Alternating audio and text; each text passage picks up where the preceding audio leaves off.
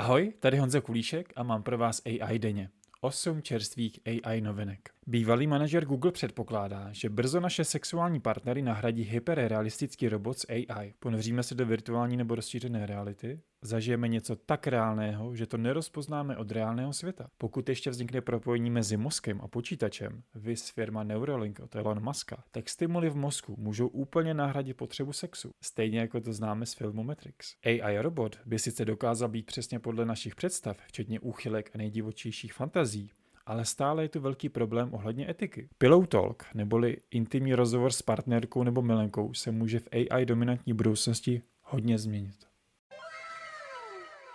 Generativní AI, primárně tedy generování textu, obrázků a programování díky AI, znamená velké příjmy pro IT firmy a firmy, které outsourcují procesy. Generativní umělá inteligence nebo Gen AI má své limity a nenahrazuje lidskou inteligenci nebo specializované pracovníky. První krok u firem je organizace velkých a nepřehledných databází. Pro veřejnost je první krok nasazení AI v zákaznické podpoře, hlavně tedy call centrech. Opravdový rozmach generativní AI ve firmách přijde během následujících let. Firmy musí urychlit digitalizaci a připravit si data, aby z generativní AI vytěžily maximum. Některé firmy už dnes hledají způsoby využití AI ve svých týmech a vytváří si své vlastní verze jazykových modelů. Sám tohle můžu potvrdit. S takovými firmami pracuji na AI inovacích.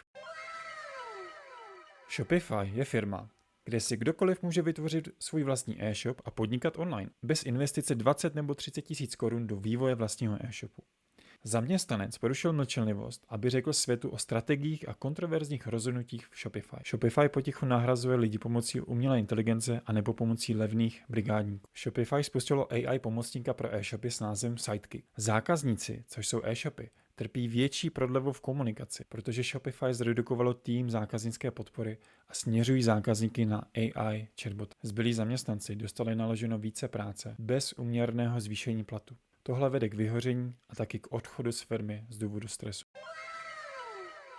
Japonská firma Benise spouští AI asistenta, který podpoří studenty v referátech a zkoumání různých témat. Asistent dává studentům doporučení a tipy na témata ke zkoumání a tak jim pomáhá udělat si svoji vlastní malou Wikipedii. Služba je v souladu s omezeními japonské vlády a nemůže být použitá k napsání knihy, ale může studentům radit, jak knihu napsat. Cílem je, aby si studenti vytvořili vlastní názor a AI asistent bude používaný s podporou a dohledem rodičů. Na Facebooku je řada skupin pro učitele a použití AI ve výuce. Napište komentář pod video a pozdílím jejich názvy a odkazy. Služba Runway generace 2 nedávno vydala funkci převodu textu na video a výsledky jsou docela zajímavé. Pokud to ještě nevíte, tak Image to Video vám umožní nahrát obrázek a přeměnit ho na video. A obrázek můžete vytvořit například ve službě Midjourney nebo Stable Diffusion. I když to ještě není na úrovni Hollywoodu, je to obrovský pokrok. Hlavně si uvědomíte, že před rokem jsme s umělou inteligencí sotva mohli generovat obrázky. Pro představu, tady jsou krátká videa, co se díky Image to Video dají vytvořit.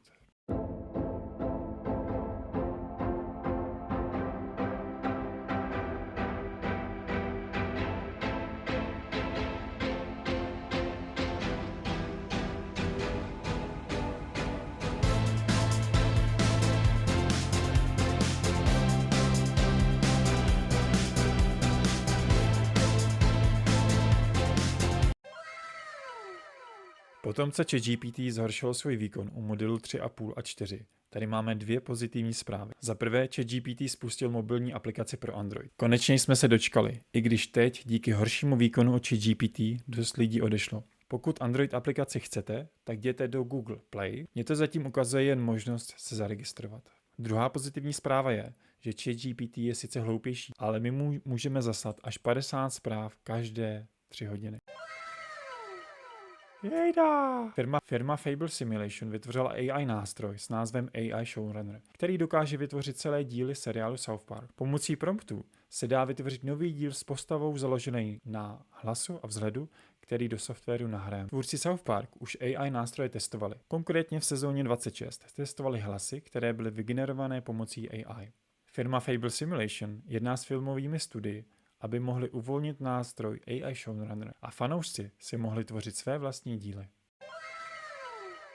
Viděli jste film Her? V něm se lidi zamilují do umělé inteligence a dokonce s ní mají vztah.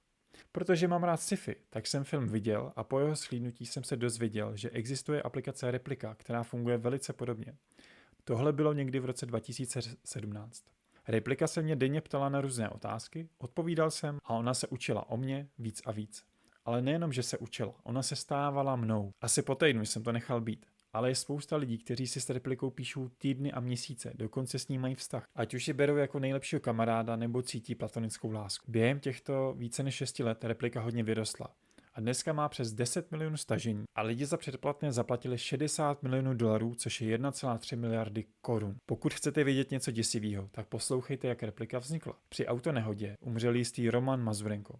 Jeho nejlepší kamarád vzal staré textové zprávy, celý to nalil do chatbota a vytvořil prvotního chatbota, kde si mohl chatovat s tím Romanem. A z tohohle projektu pak vznikla Replika. Vidím, že dneska Replika nabízí třeba videohovory nebo rozšířenou realitu a coaching. Kdybych měl víc času, tak to snad probnu. Kdybyste ji někdo testoval, tak mi dejte vědět do komentářů, jaký to vlastně je a jak vás to baví.